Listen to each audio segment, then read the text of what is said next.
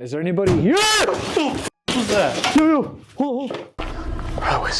Right, so what I heard was they threw something on the ground or something like that. Threw something, knocked something over, but it's after I said about like making themselves known. That is beautiful. Baked beans in a haunted cave. Oh my fucking God.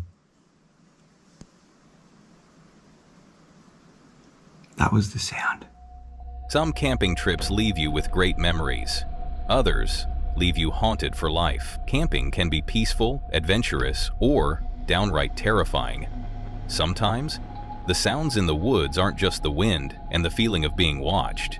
Yeah, it might be real. These are 7 disturbing camping moments that will haunt you, caught on camera and guaranteed to send chills down your spine.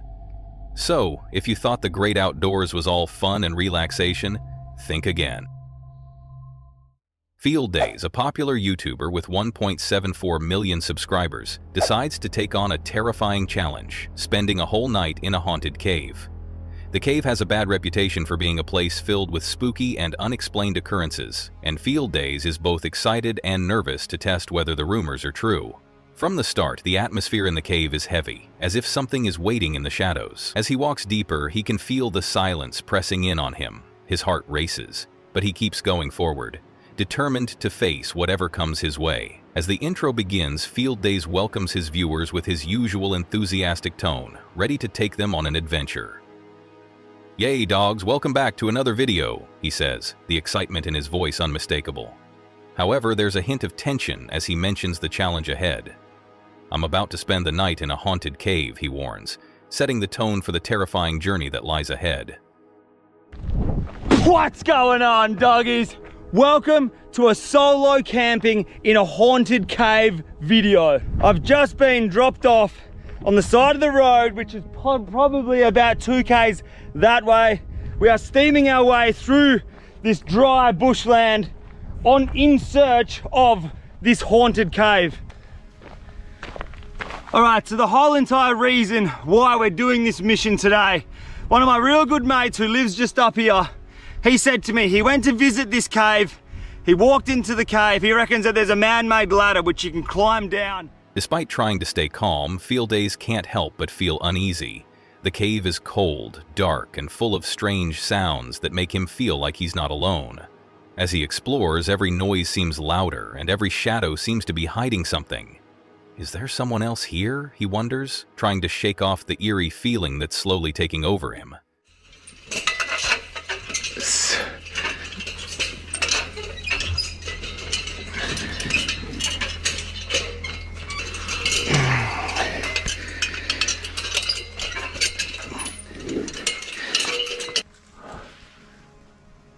Okay, outside world, I'll see you tomorrow morning. Look at the size of it. This is just the entrance of the cave here. And then obviously it just goes back into the darkness there. Look at that.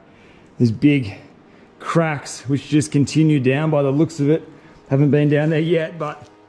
Even though he's filming for his viewers, it's obvious he's starting to feel the weight of the stories he's heard about the cave. Further into the cave, Field Days comes across a small hole in the ground, leading to an even darker part of the cave.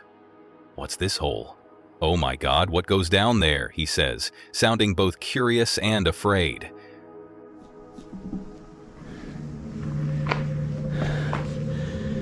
What's this hole? Oh my God, what goes down there? That is hectic. Do you reckon I can get in there? Oh. All right, that's an extremely small hole, but it would fit a human body. So, one of the challenges during the night is to go down there. The hole is narrow, barely big enough for him to crawl through, but he can't ignore it. It feels like the cave is challenging him, daring him to go deeper. Okay, this is very interesting. So I found another hole. Now this hole, you would not be able to fit a human body. Well, I wouldn't be able to fit down that hole. It's not wide enough for my shoulders to be able to go down the very end there. With some hesitation, he decides to crawl through, his fear battling his curiosity. I guess there's no turning back now. he mutters under his breath. As Field Days crawls through the tight hole, the darkness feels even more suffocating. The air is thick, and his hands scrape against the rough stone, adding to the feeling of being trapped. Look at this. Oh my God. I could spend weeks exploring in here. Look at this thing. This goes right up in here. All the way around the back there. I'm freaking out, he admits, his voice barely a whisper. The further he crawls, the more claustrophobic the space becomes. Oh, shit. Oh, what's that? Oh. Okay. That's a abort mission. That's not for a human. Okay. Alright, so it definitely doesn't seem like I'm gonna fit down the other end of that hole. Tell you what, mate, if you were claustrophobic, you'd be having a nightmare right now. It's pretty hard to breathe. It's very humid. The air's like really thick, humid in here. Every sound, whether it's the scrape of his clothes against the rocks or a slight movement from the shadows, sends his heart racing. Is something following me? He wonders aloud, his mind filled with all the creepy stories he's heard about the cave. After making it through the hole, Field Days finds himself in a darker, colder section of the cave. His breathing quickens as he realizes how deep he's gone. The silence is overwhelming, and it feels like the cave is alive, watching him. I don't feel alone anymore, he whispers, feeling the weight of the silence pressing down on him. The fear has settled in fully, but he pushes forward, determined to finish what he started. His viewers can hear the tension in his voice as he moves deeper into the darkness, his mind racing with the possibilities of what might be lurking just out of sight.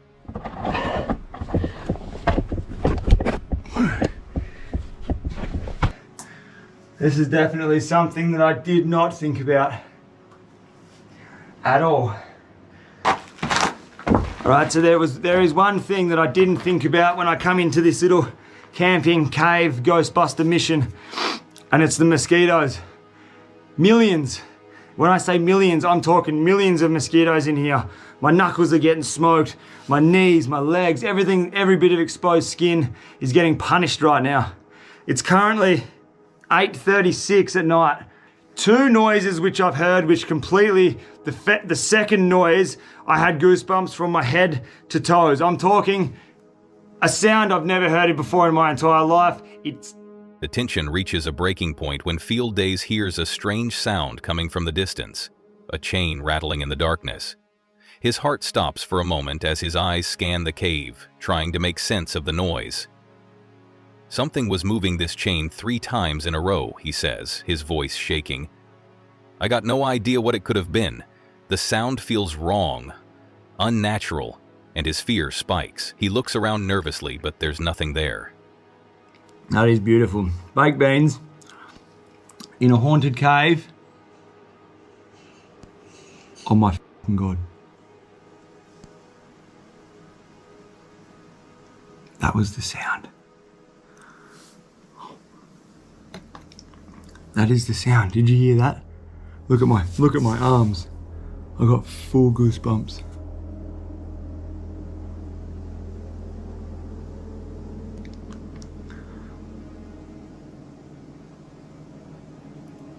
It's the chains moving when I climb down the ladder.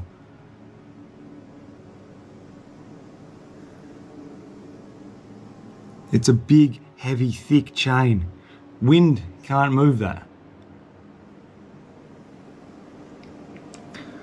Holy shit.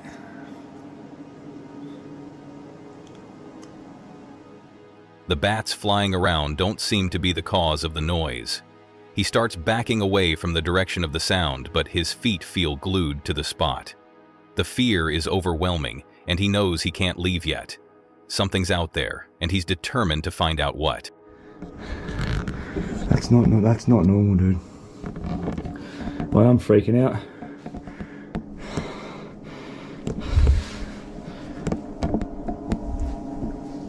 That's that chain. That chain's moving.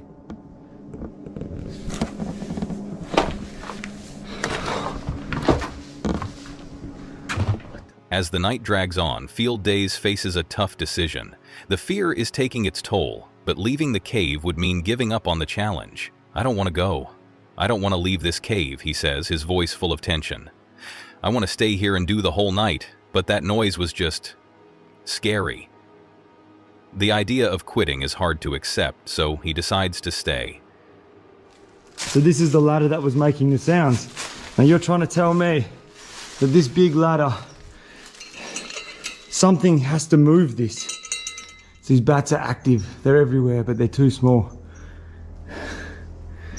I don't know. I don't want to go. I don't want to leave this cave. I want to stay here and do the whole night, but that noise was just scary. I might sit up here. I might just chill here. If I quit now, I'm going to be pissed off at myself, he says, trying to push through the fear. His resolve strengthens, but his fear doesn't let up. The cave is testing him, and he's not about to give in.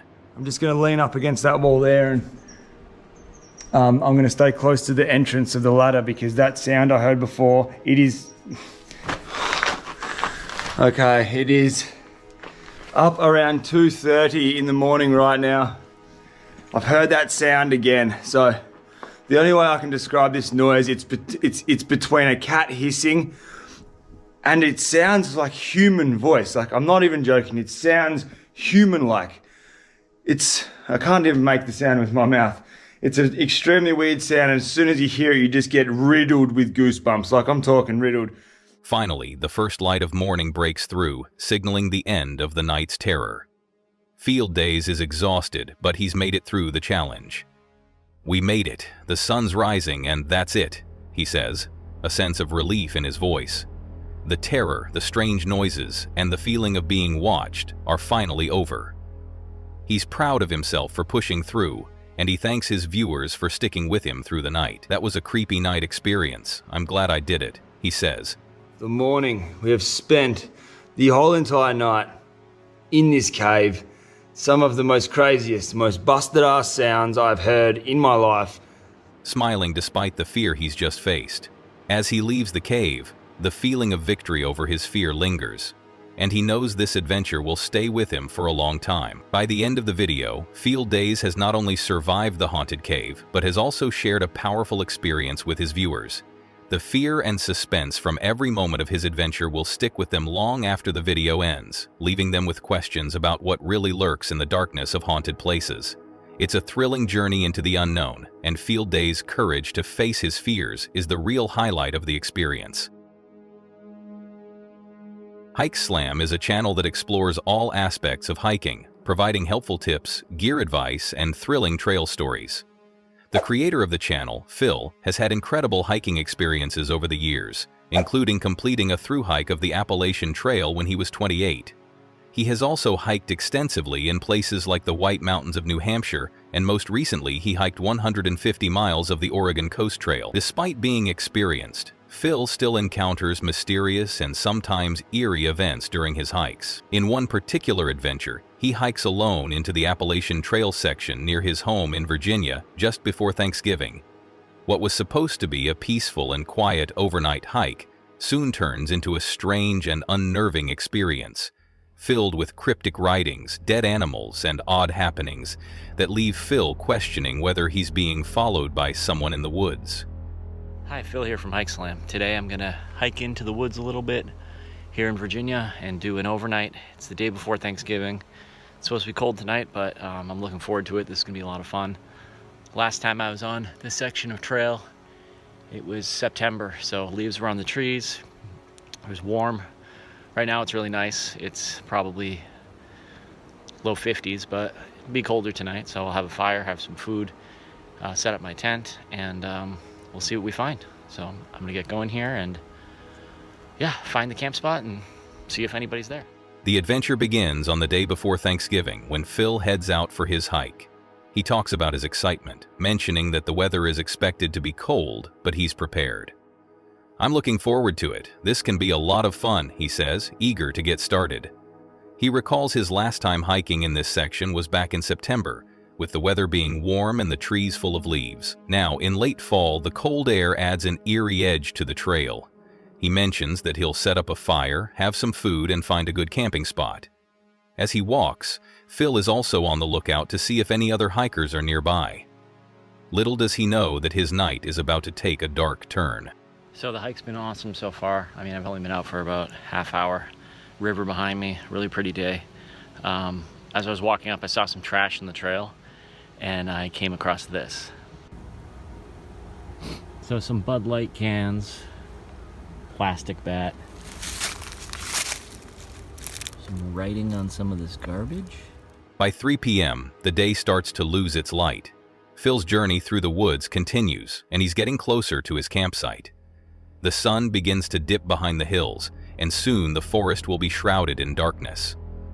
At this point, the tension starts to build.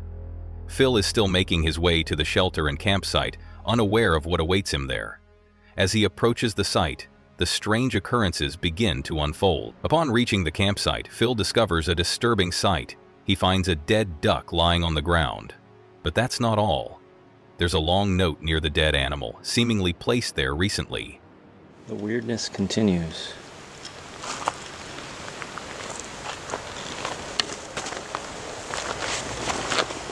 What the?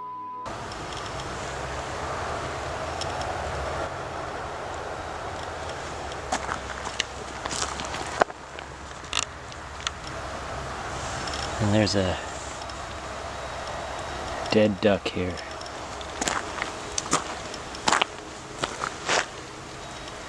A very long note.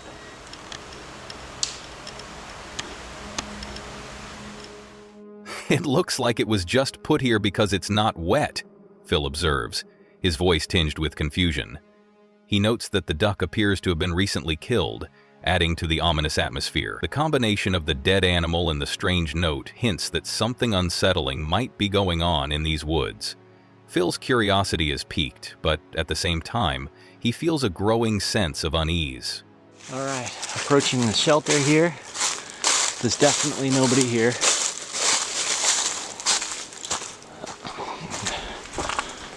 I think there's a knit cap there.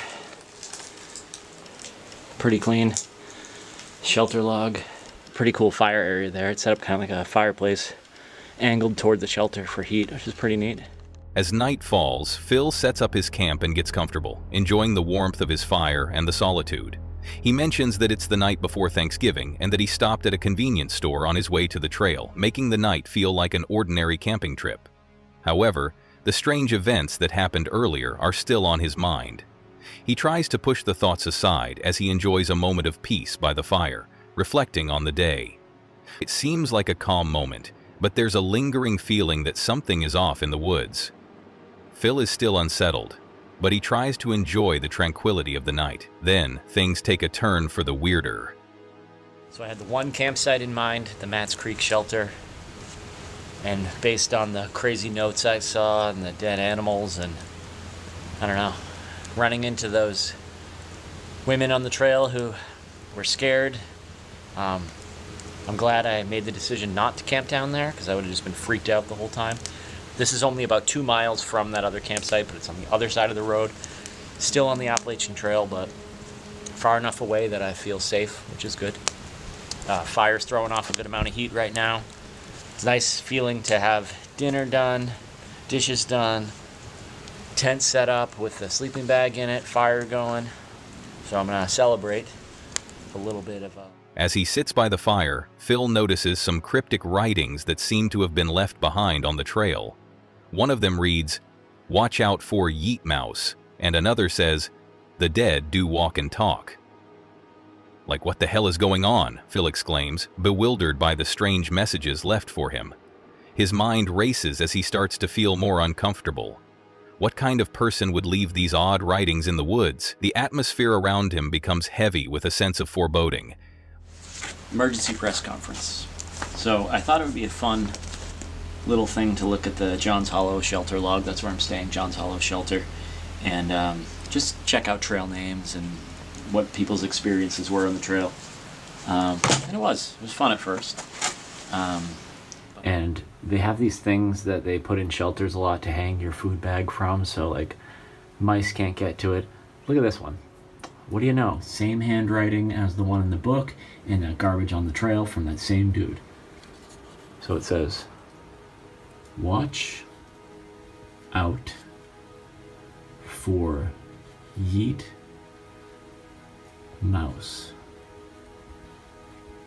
The dead do walk and talk. With his nerves starting to get the better of him, he decides to retreat to his tent to try and get some rest. In the safety of his tent, Phil tries to settle down, but his mind is still racing. He listens carefully to the sounds around him, hoping to hear something familiar. However, the silence in the woods is broken only by the occasional crackling of the fire. As he lies in his tent, he can't shake the feeling that someone is nearby, watching him. He keeps glancing at the hill behind the shelter, expecting to see the glow of a headlamp coming down the trail. The quiet stillness of the night only adds to the sense of unease. Phil knows he's not alone, but whether it's just the odd feeling of being in the wilderness or something more sinister, he's not sure. As the hours pass, the eerie feeling grows. The strange happenings, from the dead duck to the mysterious writings, continue to haunt Phil. He reflects on his decision to change campsites earlier, wondering if it was the right choice. Suddenly, his fears intensify when he notices something in the distance. A light moving through the woods. At first, he's not sure if it's just his imagination playing tricks on him, but the light doesn't disappear. "I think I saw someone," he says, his voice filled with dread.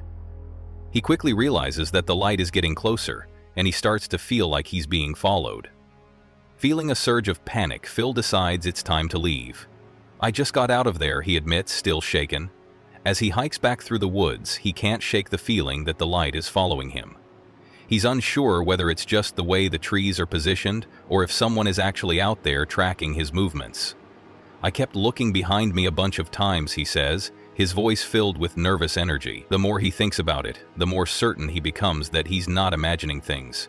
And I think this is a combination of the weird dude down the trail and his cryptic writings that I keep finding everywhere, and also in the woods, your mind plays games with you. Every sound, every light is something to be concerned about. So just gonna hunker down in here for a little bit and see what happens. The light, possibly from a headlamp, seems to be following his every step. He's not willing to stick around to find out who it belongs to. Phil's heart races as he pushes forward, hoping to make it back to his truck. When he finally reaches his truck, the tension in his body begins to ease, but the questions remain. Was it another hiker? Or was something more sinister happening in the woods? Phil doesn't know for sure, but he's relieved to be leaving the mysterious happenings behind. As he drives away, he reflects on the strange events of the night and the unsettling feeling that stayed with him. The forest had been quiet, but it wasn't empty, and Phil learned that sometimes the scariest things on the trail are the ones you can't see. Is there anybody here? Who's that? Yasko is a well-known YouTuber with 708K subscribers who specializes in creating content focused on spooky adventures. His channel is filled with horror and entertainment videos, including stories of paranormal encounters, creepy camping trips, and investigations into haunted places. One of his most chilling videos, My Terrifying Camping Trip at Haunted Ghost Town, Someone Showed Up to My Camp Gone Wrong, takes viewers on a terrifying journey to a remote and abandoned ghost town located deep in the mountains. What starts as an adventurous camping trip soon turns into a nightmare when an unknown presence begins to stalk Yasko and his friend Chris. Here's a breakdown of the video with timestamps. The video begins with Yasko setting the scene in an eerie, abandoned ghost town, which he's camping in with his friend Chris.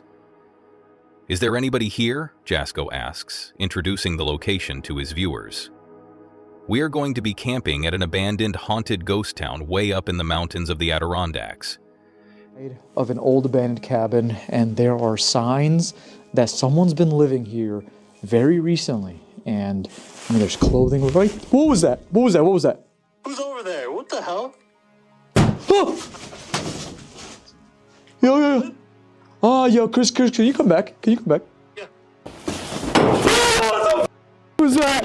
Yasko is inside an old cabin, and he notices signs that someone has been living there recently. There's clothing left behind, and as Yasko continues exploring, he hears strange noises that immediately put him on edge. "What was that? What was that? Who's over there?" he says, clearly startled. The tension is palpable as he calls out to Chris, urging him to return. Something is definitely wrong, and they both realize they're not alone. Now, I do want to mention we've actually been to this place in the past. We're going to be sleeping in this cabin right here, and the very last time we were here, people showed up. And I don't know what their intentions were, but they definitely were not good. We actually had to leave in a frenzy in the middle of the night, and it was pretty rough. Unfortunately for us, we just got the notification on our phones that there was a winter storm warning for tonight. We're looking at -degree temperatures, and at the same time, they're saying we're going to get a bunch of snow. So, not something I'm looking forward to. As the video progresses, Jasko shares that he and Chris had visited this ghost town in the past, and things didn't go as planned. "We're going to be sleeping in this cabin right here," Jasko mentions, revealing that the last time they stayed there, they had to leave in the middle of the night. "People showed up, and I don't know what their intentions were, but they definitely weren't good. We actually had to leave in a frenzy, and it was pretty rough." Jasko's recounting of the previous experience gives the audience a deeper sense of unease about the place, as it becomes clear that this isn't just an ordinary camping trip. So Chris had the wonderful idea to split up here a little bit. You sure that's a good idea, pal? I don't know. Usually when I have ideas like that, you're okay with them. Usually it's good. I guess. I don't know, bro. I mean, that was a weird ass sound. Bro, hear me out though. Like, look, Jesus has been here like recently. He wrote his name on the wall. Like, we're gonna be fine. He will protect us. While exploring the cabin, the situation intensifies. Jasko and Chris begin hearing disturbing noises around them. "Shut the _ up," Chris yells after hearing a loud, unexplained sound. Jasko's voice is full of fear and discomfort as they continue to explore the abandoned buildings. "There's a building back there," he says. The surroundings are dark and foreboding, and the two friends are visibly shaken by the eerie atmosphere. "You can just feel it," Jasko explains, "like you're being watched. I'm going to switch Spirit Talker on as well." The pair begin using paranormal equipment in an attempt to communicate with any spirits that may be lingering in the area. What the hell is this? I don't know, but this It's like an attic or something. This closes from here, dude. Did you see this? Oh, I didn't. Hey, what is this supposed to be then? I don't know. It's the building shaped weird, right? It's like smaller on the bottom. Yeah, it is bigger really on the top. It's kind of. Oh, there's something on this. What the hell is that? Okay, first and foremost, I'm getting a really bad feeling up here. You said toy. Can you elaborate a little bit on what you meant? Oh, bro, there's crayons up here. Crayola, I mean. In the attic of one of the abandoned buildings, the mood grows even darker. "What is this supposed to be?" Jasko asks, his voice filled with both confusion and concern. The attic appears to be filled with strange items, including crayons, which make Jasko think that the building might have been an old activity center. "Maybe this was like an activity center," he muses. But his unease is evident as he says, "I'm getting a really bad feeling up here." The feeling of dread is almost tangible, and the pair are left wondering who or what might have been there before them. The strange objects in the attic seem to be a sign of something far more sinister. Okay, let me grab my flashlight. That doesn't look really accessible. Where's my flashlight? Oh, I just noticed the bike. Okay. There's footsteps. A lot of them, actually. Let's go check this out. Children are here, huh? Well, my name's Jasko. If you'd like to communicate with me, anybody for that matter, please come forward and do so. As Jasko and Chris move through the abandoned ghost town, they come across something that stops them in their tracks. A bike and fresh footprints. "Wait, what's that? I just noticed the bike and there are footsteps," Jasko says in shock. His voice quivers with fear as he realizes they might not be alone after all. The presence of the footprints leads them to wonder if someone or something is still in the area. Jasko attempts to make contact with whatever is out there, saying, "My name's Jasko. If you'd like to communicate with me, please come forward." The fear in his voice grows as he waits for a response, but nothing happens. until they hear something that gives them both chills. Suddenly, they hear something, a voice that sends them into full panic mode. "How's that?" Yasko asks, his voice trembling. The atmosphere is tense as they continue searching the area, unsure of what they're going to encounter next. The fear of being watched is overwhelming, and the suspense builds as every step feels like it could be their last. "I just heard someone," Yasko says, his voice barely above a whisper. At this point, it's clear that they are in a place that isn't just haunted by ghosts. There's something much more sinister at play. Whoa! Actually, what the f is that? Yeah, we're armed! Chris, slowly, creep. With me, stay with me. Stay with me right now. Oh, fuck. Hold on. Bro. What the f sound? I've never heard anything like that in my life. That was freaky as shit. Evil? Yeah. Can you hold us? Sorry. Okay. Guys, listen. I know this probably isn't as long of a video as I know. The situation becomes even more terrifying when Jasko and Chris hear a strange noise coming from the cabin. "What the hell is that?" Jasko says, clearly on edge. "What is going on? What is that noise?" The sound is unlike anything they've ever heard before. Jasko urges Chris to stay close as they move through the darkened area. "Chris, slowly, stay with me right now," Jasko says, his fear escalating with every strange sound. The noise seems to come from all directions, and the two friends are on high alert. This is no longer just a camping trip. It has become a desperate race for survival. I'll be here. Shit, this is a bad idea. Let's go, it's fine. Oh. Ow. Oh. Ah. Holy shit. Dude, I have never heard these noises in my life. Close the door, close the door. Fuck, you scared me. Sorry. Holy shit. Okay, guys, listen. We're gonna get our sleeping bags and stuff situated. Luckily, we have some fucking great sleeping bags that'll keep us warm in minus 20 degree, minus 30 degree weather. So I'm good. But apart from that... By the end of the video, Jasko is completely shaken by the experience. "I'm not in a good headspace right now. I genuinely feel so violated. This is my vehicle, like my home. Someone," he says, his voice heavy with emotion. The fear from the night is evident as he wraps up the video, apologizing to his viewers. "I appreciate you guys, but I've got to go," he says. The sense of violation and fear is overwhelming, and Jasko's emotional state shows how intense the experience has been. There before we came? No. Okay. This Somebody like walked from town and like literally tried breaking into the truck. We are so far. Listen, guys, I'm sorry for calling it quits right now. Listen, I know we can stay there. We already have. We stayed till the morning one of the times we came here. However, that's enough reason to go. We just did a full sweep of the truck. I literally crawled underneath the truck to like make sure there's nothing weird going on. Jasko's terrifying camping trip video is an emotional roller coaster that keeps viewers on the edge of their seats. From the eerie setting of the abandoned ghost town to the chilling noises and eerie presence that seem to follow them, the suspense never lets up. Through his authentic reactions and gripping storytelling, Jasko offers a haunting glimpse into the unknown. His vulnerability and fear are palpable, making the experience feel raw and real. It's a must-watch for anyone who enjoys thrilling adventures and a little bit of horror mixed with real-life fear. Moxley's Paranormal World is a YouTube channel dedicated to the exploration of haunted, abandoned places throughout the UK. With 70.4K subscribers and 208 videos, it has become a go-to platform for fans of paranormal exploration.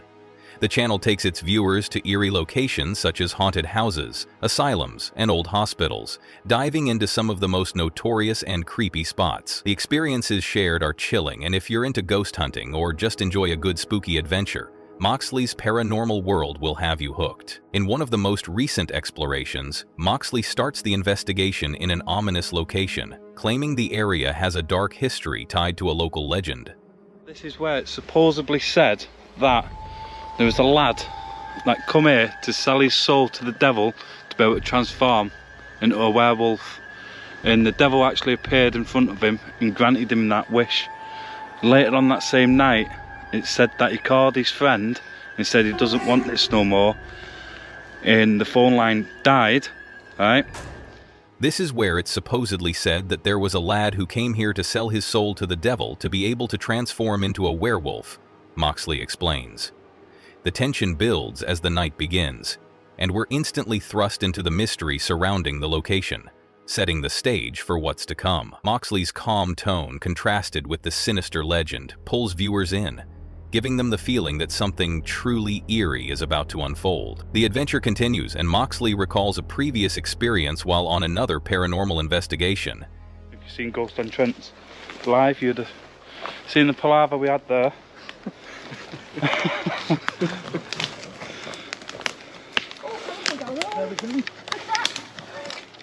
If you've seen Ghost Entrance live, you'd have seen the palaver we had there, referring to the chaos and strange occurrences that happened during that investigation. Despite the unsettling nature of the previous encounter, there's a sense of calm as Moxley begins the current investigation, though you can feel the tension building. The unease of being in an unknown, possibly haunted place is evident in the way Moxley speaks, making us feel like we're right there with him. As the night goes on, the atmosphere becomes increasingly strange. Definitely a weird feeling out here, isn't there? It's weird out there, Moxley states, as the group ventures further into the abandoned area. His voice carries an eerie edge, and we begin to feel the strange presence he's describing. There's something unsettling about the place, but it's difficult to pinpoint exactly what. The air seems to hum with energy, as if it's filled with ghosts and spirits from another time. The team continues to press on, but the bizarre feeling of being watched is palpable. Suddenly, the team experiences a more intense encounter. Moxley pulls out a spirit box in an attempt to communicate with any spirits that might be present. "Hello?" he calls into the darkness. The moment he speaks, the group hears an eerie sound, almost like a whisper, which sets the tone for the rest of the investigation. Literally, we're just going to try and find the spot where we can stand. We're just going to try and find the spot where we can stand. Maybe do an EVP, Spirit Talker. See what we can pick up on, but just being out here, guys, honestly, you can... Maybe do an EVP session, Moxley says. His voice shakes slightly, the quietness around him amplifying the tension. As he turns on the spirit box, there's an immediate shift in the atmosphere. The feeling of being watched becomes even stronger. The investigation gets even more intense as the team picks up an unsettling response from the spirit box. There's something here. If I count to 3, on the count of 3, will you light them lights up for me? 1, 2, Alice, 3. Wow. On the count of 3, will you write them right for me? Moxley asks, trying to communicate with the unseen entity. Oh, look at that. Oh, Paul. 6.7 that went up to. Brilliant. When did that last happen? At the asylum. At the asylum. Over there as well. When the meter spikes to 6.7, the team realizes that something extraordinary is happening. When did that last happen with the asylum? Moxley asks, referencing a similar occurrence from another investigation. The spike in energy is hard to ignore, and everyone in the group can feel the electricity in the air, building the suspense for what might happen next. As the night drags on, the atmosphere becomes increasingly unsettling. Moxley continues to ask questions, but it's clear that the spirits are not playing nice. Doing it on my Did you hear that voice? Yeah. Just whilst you were talking, there was a voice over your voice, and it come from here.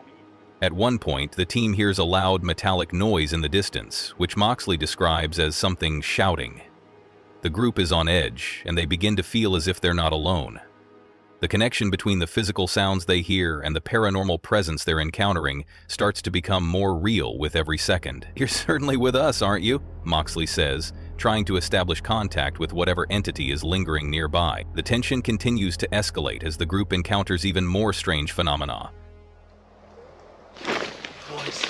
That's behind you. Oh. No. Did you hear that behind me? Yes, I heard it. Oh, cold. Right up my neck. Do you want to come towards us? Moxley's voice drops to a whisper as the group hears faint whispering sounds nearby. "How's that whispering?" he asks. It's a moment of pure fear and curiosity as Moxley and his crew realize that the spirits are becoming more aggressive and vocal. The whispers are low and unsettling, and the team reacts with palpable fear as they continue to gather evidence. We're going further down to the outskirts of where the wolf sightings are. So we're still in wolf territory here. Say that again. Yes. It's been documented here. And you've got black-eyed children. Yeah, that's what I was just saying, because they've headed towards where the black-eyed children. As the investigation moves toward its climax, Moxley and his team find themselves nearing the site of an infamous local legend. We're heading towards where the Black M children sightings are, he says, heightening the fear and mystery of the situation. The stakes are raised as the group ventures into the unknown, trying to uncover the truth behind the spooky folklore surrounding the area. Moxley's voice is filled with both determination and anxiety as they move forward, knowing they are getting closer to a place that has been known to spook even the bravest of souls. As the investigation draws to a close, Moxley and his team find themselves feeling trapped, surrounded by paranormal energy. Yeah. Seriously, we need to get back to camp as well, because something's going on back there with Dave there. We need to get back to camp as well because something's going on back there, Moxley says. His words carry a sense of urgency, and the group begins to head back, realizing that the night is far from over. The tension continues to build as Moxley reveals that strange occurrences are happening at their camp as well, urging everyone to leave the area before things get worse. After an eventful and unnerving night of paranormal exploration, Moxley and his team wrap up their investigation. So, we're going to get out of here. We're going to get back home now. It's been an absolute fantastic night. A lot of stuff going on. A lot of unexplainable stuff. We're going to get back home now, he says, a sense of relief in his voice. It's been an absolutely fantastic night. But as the team reflects on what they've just experienced, Moxley asks his viewers if they want to see more. Let us know in the comments section. The adventure is far from over, and the intrigue surrounding the supernatural forces they encountered only grows. Will's Whereabouts is a channel created by Will, a passionate vehicle camping enthusiast who's dedicated to bringing a fresh perspective to the world of camping. I think this will do for tonight's stealth camping. With over 297K subscribers, his content has captured the attention of people who are just as excited about vehicle campers and offbeat adventures as he is. After traveling the world for 5 years, Will discovered a deep love for vehicle camping, something he never thought he'd get into. His first real foray into this world was turning his dad's old Ford Galaxy into a small camper, and from there things took off. The pandemic gave him the opportunity to up the ante, and he converted a Fiat Ducato into a fully functional camper van, affectionately known as Mary.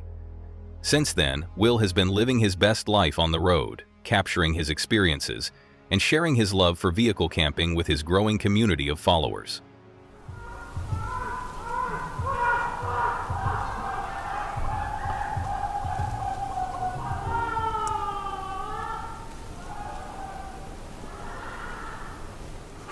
I don't think I'm going to be getting much sleep tonight. The adventure begins with Will expressing his unease, setting the tone for an uncertain night ahead. I don't think I'm going to be getting much sleep tonight, he says, and it's clear he's feeling restless. His words immediately create tension, making us wonder what's going on. Is it the location? Or maybe something deeper?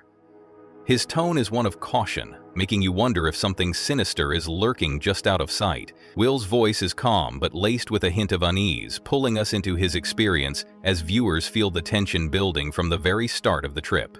The suspense is undeniable as you can't help but think about what he might face next. As Will continues with his camping setup, the external chaos becomes more apparent. There are people about 100 meters away, blazing music out. At least some good songs anyway. And some people screaming. Wish me luck, everybody. He mentions that about 100 meters away, a party is blasting music, which becomes a source of both distraction and amusement for him. At least some good songs, he says, trying to make light of the situation, but it's clear that the noise is getting under his skin. The music is loud and the surrounding environment is filled with people screaming and carrying on, creating a stark contrast to Will's peaceful camping retreat. His voice carries a slight humor as he adds, "Wish me luck." And we can't help but feel for him as his night seems to be turning into a chaotic mix of peace and disturbance. Will's ability to remain lighthearted in such a situation shows his resilience, but there's an underlying tension that you can't ignore. Then, something begins to shift in the atmosphere. As Will decides to check out his surroundings, the loud party noises begin to fade away, and peace begins to settle in. The first rays of sunlight begin to break through the horizon, casting a calm light on his camp. The view outside is much different from the chaotic scene of the previous night. Let's have a look what the outside world looks like.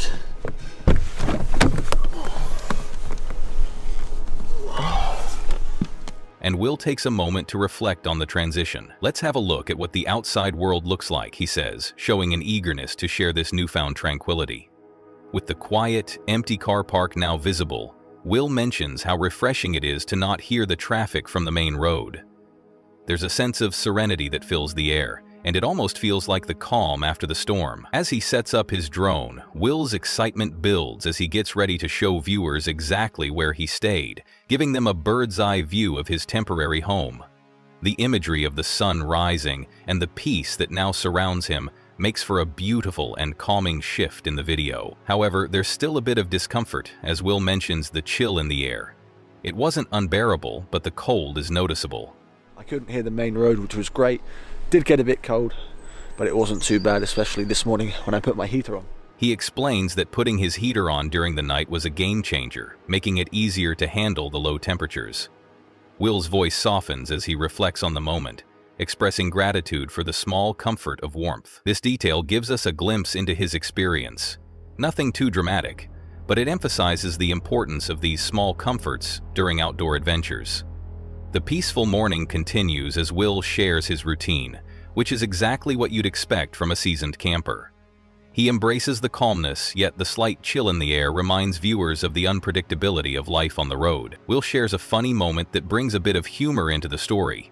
So guys, I accidentally switched my camera over to slow motion mode, which means that I lost all of the sound on the remaining clips, but I ended up leaving the car park relatively early because it gets really busy after 9 o'clock, so I wanted to head on out of there. He admits that he accidentally switched his camera to slow major mode, which caused the loss of all the sound in the remaining clips.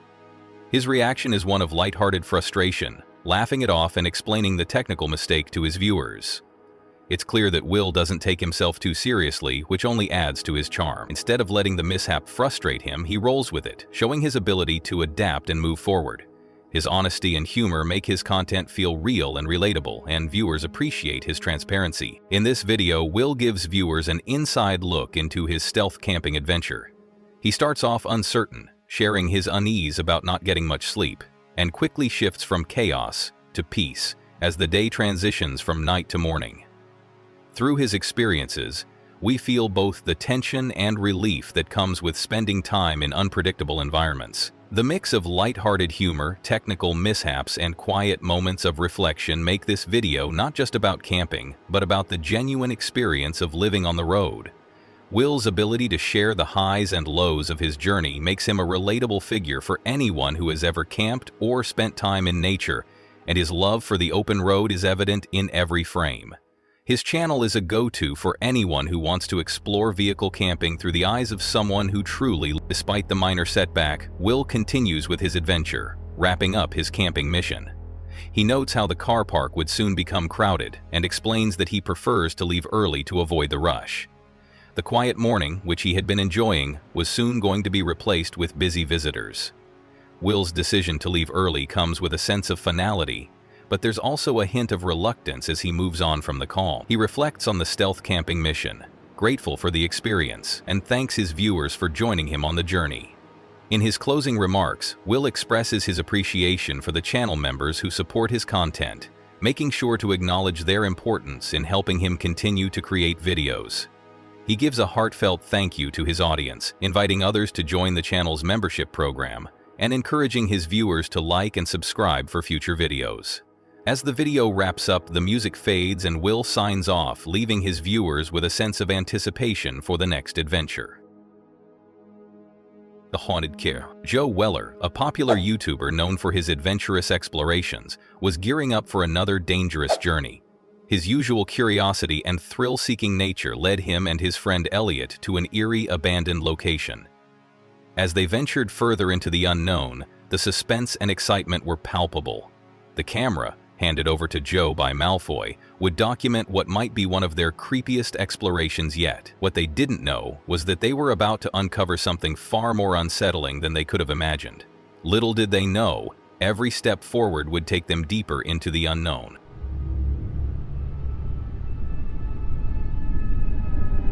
Bye, Malfoy. Bye. So, boys and girls, I've just picked up a camera from Malfoy, and now it's time to explore. The pair immediately encountered strange remnants of past activities. A bloody steel chair stood out among the debris.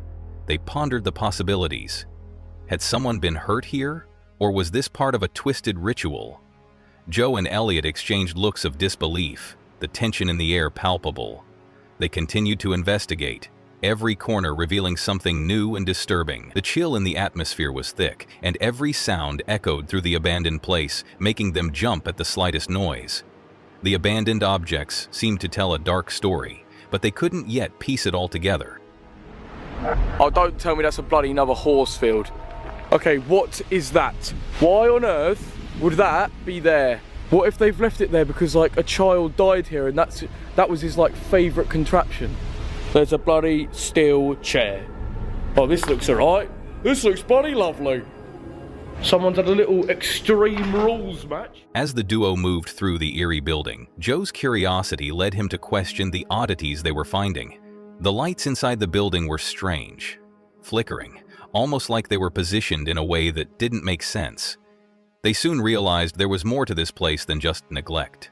As they entered another room, the discovery of a bizarrely placed horse field stood before them. Joe couldn't understand why or how something so out of place could be in the middle of an abandoned building. What is that? He wondered aloud. The tension was growing with every new mystery they uncovered. And then it's been burnt down. Pretty much. We've come to somewhere that's been demolished and there's nothing here. Right, so basically, we've been to 2 places now tonight and both of them seem to be just demolished. So we've decided what we're going to do is do a bit more research, find somewhere that we're certain is still about, and yeah, just go another day. Yeah. Right, so boys and girls, it is now day 2, and we've done a little bit of research, and we found that there is an abandoned care home 20 miles away from where we live. So 33 minutes drive. Boys and girls, we have arrived on location. We have to travel down this little passage, right? Looks alright, you know, nice and visible. Be careful of the nail there. What nail? There. That's deadly. Right, 1 sec. Careful of the nail, as I said. I'm okay. Coming through. Oh, the bloody sprinkles. What the f***'s that then? It's because we bent it too much. Oh my god. That just landed on my scalp. Full-on door has just attacked us. Right. Why is there loads of broken tiles? Point it over there, is that it? Oh my god, mate. No, I don't know about that. They continued to explore deeper into the building. That's deadly. Right, 1 sec. Careful of the nail, which was clearly in a state of ruin. Elliot noticed something strange. Somebody's so been in here. Look, you can get through there. There's actually a bloody teapot. Look, let me get a zoom on that. An old teapot left on a shelf, collecting dust. Joe zoomed in, examining the item closely. This teapot wasn't just some random object. It hinted that this place had once been used for something else entirely. Then it clicked. So this was a care home. So people have definitely died in here. This had been a care home. People have definitely died here, Joe said with a shiver. The realization that this place had witnessed death made the hairs on the back of their necks stand up. Every step forward felt heavier, as they started to understand just how sinister this place really was. Oh my god. Somebody's so been in here. Look, you can get through there. There's actually a bloody teapot. Look, let me get a zoom on that. So this was a care home. So people have definitely died in there. Oh, 100%. Why is that all laid out like that then? Are these nappies? What the hell? The atmosphere grew even more unsettling as they moved through the building. The silence was only interrupted by the faint sounds of creaking floorboards and distant, unexplained noises. Suddenly, Elliot paused. He heard something too, a faint noise like something moving in the dark. Did you hear that? What was that? I heard that, did you? Yeah. He asked Joe, his voice low with unease. Joe, equally startled, nodded. They stood there for a moment, straining their ears, but the sound didn't repeat. The tension in the air thickened as they realized they might not be alone. I don't know. Hey, what's in there? There's a bog in there. Nah, bro. Should we go in? Yeah. Let's do it. Right. To anybody occupying this building, we just want to make some friends. Hello.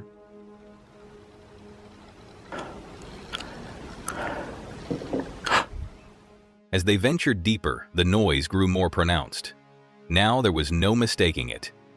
Someone or something was inside the building with them. A rustling sound echoed from a room down the hall, followed by what sounded like something being knocked over. Joe whispered, "Wait, if there's anyone here." His voice trailed off, but the fear was clear. Elliot's eyes darted around, but they couldn't see anything. The possibility of encountering another person, or something far worse, made them reconsider continuing their exploration. The situation was becoming more dangerous, and the unknown felt more threatening than ever. What was that? I heard that, did you? Yeah.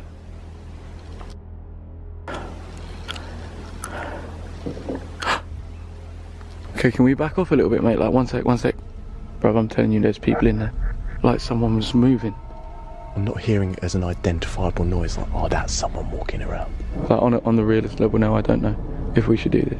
What was that, man? Wait. The air grew colder, and Joe and Elliot could no longer ignore the eerie sounds coming from deeper within the building. As they moved forward, they noticed something strange. An object had been thrown or knocked over. Yeah. Oh god. I'm fully man. Really? That was a legit noise. Mate, they like threw something. It was as if something was making itself known, but in the most terrifying way possible. Joe's voice trembled as he said, "I thought I heard something. Oh my God, I heard something being thrown." The unease between them grew stronger as they realized that they were not just exploring an abandoned building. They were walking through something far more sinister. Right, so what I heard was they threw something on the ground or something like that. Threw something, knocked something over, but it's after I said about like making themselves known. By this point, the fear had reached its peak. Joe and Elliot had seen enough. The strange noises. You're here. Oh god. I'm fully man. Off. The unsettling discoveries and the growing feeling of being watched made it clear. It was time to go. They had explored the building far enough, and their instincts were telling them it was no longer safe to stay. Joe spoke with a sense of finality. "We should have just risked it all, but at the end of the day, getting out, it gets to a point where it's just not worth it." The decision was made. They needed to leave before things got any worse. With their hearts racing, Joe and Elliot made their way to the exit. Despite the intense fear they had experienced, they knew they had to share their journey with their viewers. "It'd be sick if you can leave a like rating, subscribe if you're new, and check out Little Boy Ellie for more," Joe said, trying to lighten the mood. "Catch you in the next one." The video ended with them running out of the building, their adventure now over, but the lingering sense of terror still fresh in their minds. Risked it or whatever, but at the end of the day, yeah, it's not worth it. Yeah, it gets to a point where it's not worth it. So, shit, man. But yeah, it'd be sick if you could leave a like rating, subscribe if you're new, check out Little Boy Elliot Crawford. Catch you later. Brendan and Steve, deep in the heart of the Peak District, were in the middle of another stealth van camping adventure, but things quickly took a terrifying turn. The duo had found a secluded spot in the hills to set up their van for a peaceful night of rest. However, as the night grew darker, they noticed something odd. There was a light moving in the distance, creeping closer. As Brendan looked out the window, his voice trembled slightly as he said, "Mate, there's a car coming down the hill." It was far from a casual passerby. The eerie feeling that they were being watched started to settle in. "You're not going to just get anybody coming down here, are you?" Brendan added, looking out into the shadows of the hills. He was sure that something, or someone, was lurking out there. Me and Steve have had to part ways. Someone was just outside. I'm looking at you, mate. There's a car pissing about up there. It's not right, isn't there? It's just stalking us. You're not going to just get anybody coming down here, are you? There's definitely something or someone at the brow of that hill. You stay away from my van.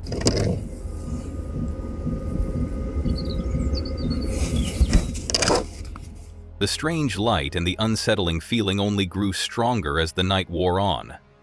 Brendan glanced around the area, trying to make sense of what was happening. "There's definitely something or someone with the brow of that hill," he muttered, unsure of what to make of the strange occurrences. He tried to calm himself, but every sound seemed to heighten his unease. "Stay away from my van," he whispered, his voice tight with tension. A strange feeling lingered in the air, as if the night had suddenly become far more sinister than they expected. Don't know why I just turned the lights on again, because I've got a sneaky confession. I've been up for 20 minutes. I've had the heating on, the diesel heater's been on. It is now 19 degrees inside this van. When I woke up 20 minutes ago, it was 1.5 degrees. As the sounds of the night grew more unsettling, they noticed a car driving back and forth near their van. They were by the van, Brendan said, his concern growing. "I don't know what he's doing up there, but it's worrying me a little bit." The situation was getting weirder by the minute, and both Brendan and Steve were starting to feel like they were being stalked. They watched the car pass by, unsure of what the driver's intentions were. Brendan's voice was shaky as he said, "What time is it? Stay away from my van." Me a little bit. Yeah, hang on. I've got something to say. What time is it? You stay away from my van. Honestly, when I heard that car go past... It was clear that they weren't just dealing with a normal passerby. Suddenly, a new element of the mystery appeared. A spotlight flickered in the distance, casting an ominous glow across the hills. "Look, he's got something up there," Brendan said, pointing out the window at the strange light. "He's our problem." It's our problem. Because he's just driving backwards and forwards. If you look, right? If you look. He added, his voice full of frustration. "He's just driving backwards and forwards." Every passing moment felt more intense as they realized they were no longer alone. "Look at the top of the hill," Steve said, his voice filled with awe and fear. "There's something there." The glow from the light only added to the growing tension, and Brendan's nerves were getting the better of him.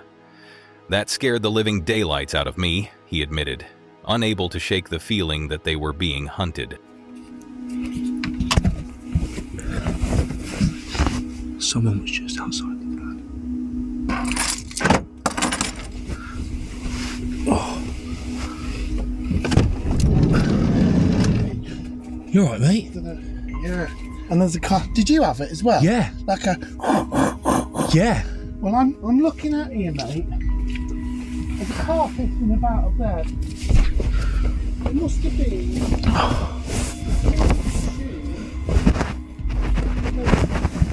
They were by the van. As the light on the hill grew brighter, they knew something wasn't right. Brendan squinted into the darkness, trying to make sense of what he was seeing. "It must be a vehicle," he said, sounding uncertain. "That farm's quite a way away. We shouldn't be seeing anything here at this hour." The idea that they were being watched was becoming a reality, and there was no escaping it. "Look at the time," Brendan muttered. "You're not going to just get anybody coming down here." The fear was palpable, and they both realized that their situation was quickly becoming more dangerous. What time is it? You stay away from my van. Honestly, when I heard that car go past... What were they doing? I don't know, we've got somebody up there who's got a big spotlight on. He's our problem, because he's just driving backwards and forwards. If you look, he's definitely got a light on there. He's sitting up there. Is there somebody up? Brendan grabbed his drone, hoping it would help them get a better sense of what was going on. Apologies if you guys can't really see much, he said. Apologies if you guys can't really see much because of how dark it is, but there's definitely something or someone. But the glow from the distant fire was undeniable. The heat coming off the light was intense, and it didn't seem like anything natural was causing it. That's a fire, Steve said, his voice low. What are they doing, setting fires at this time of night? The situation was becoming even more confusing and eerie as they watched the light flicker in the distance. As the car passed again, they both realized the presence was not just coincidental. There were two vehicles involved. One was a van, and the other was a Land Rover. Might have been then. That would have been a vehicle, mate. I've got to be honest, like, because that farm's quite a way away. Now, we've had another vehicle. Look, mate, look at the time, what time it is, right? You're not going to just get anybody coming down here, are you? There's only another option of doing this, Brendan. Is the drone. Despite the growing unease, Brendan and Steve decided to stay put, convinced that they had a handle on the situation, at least for now. We're going to stay here, Brendan said, trying to remain calm. At least we know what that initial sound was. It sounded pretty horrific in the middle of the night, but we've got it figured out. But as the tension lingered, both of them couldn't shake the feeling that they were still being watched. It would have been a lot better if we knew for sure, Brendan continued, but his uncertainty was evident. As the night dragged on, both Brendan and Steve found it difficult to ignore the lingering fear that something would go wrong. "Wish me luck," Brendan said, looking at the camera. "If I don't bring you back for the remainder of this video, I've been successful in getting a good night's sleep." It was clear that Brendan didn't expect things to settle down easily, but he was determined to push through the night. "Fingers crossed I get some kip," he added, hoping for some rest despite the unsettling events that had already taken place. The night was far from over, and they both knew that they would be on edge until the morning. I can't really see much because of how dark it is, but there's definitely something or someone at the brow of that hill. Look at your naked eye at the top of that hill. Yeah. See, it's picking up something. Yeah. It's like, mate, it's a fire. Look at the heat off. Look at the glow off it. What the hell are they doing setting fires at this time of night? It's quite a big fire, that was, because it showed up, didn't it? Car's gone past twice. Yeah. So we have two vehicles. Yeah. Go past. What did you say? One was a van? One was a van, definitely a little van. Yeah. And the other was Land Rover. Yeah, that Land Rover. So conclusion in a nutshell is that we're going to carry on staying here. We're going to kind of disregard that a little bit. At least we know what the initial sound was. That the video captures the growing sense of fear and unease as Brendan and Steve find themselves in an increasingly dangerous and mysterious situation. What started as a simple camping trip quickly turned into a frightening encounter with something, or someone, lurking just beyond the reach of their van. Every strange light, every passing vehicle, and every sound outside seemed to heighten the tension, making the viewers feel like they were right there with Brendan and Steve, experiencing the fear and suspense firsthand. The combination of eerie visuals, nerve-wracking suspense, and the looming threat of an unknown presence in the hills kept the audience on edge. As the night wore on, Brendan and Steve were left wondering whether they had made a terrible mistake by staying put. Would they make it through the night unscathed, or would the mysterious stalker in the hills catch up with them before dawn? The video ends with viewers left hanging, uncertain of what will happen next. The sense of dread and anticipation is palpable, making it clear that this stealth van camping adventure was anything but peaceful. Although I'm not holding out too many hopes with what's just happened, but hey, wish me luck. If I don't bring you back for the remainder of this video, I've been successful in getting a good night's sleep, and I'll give you a full update in next week's video.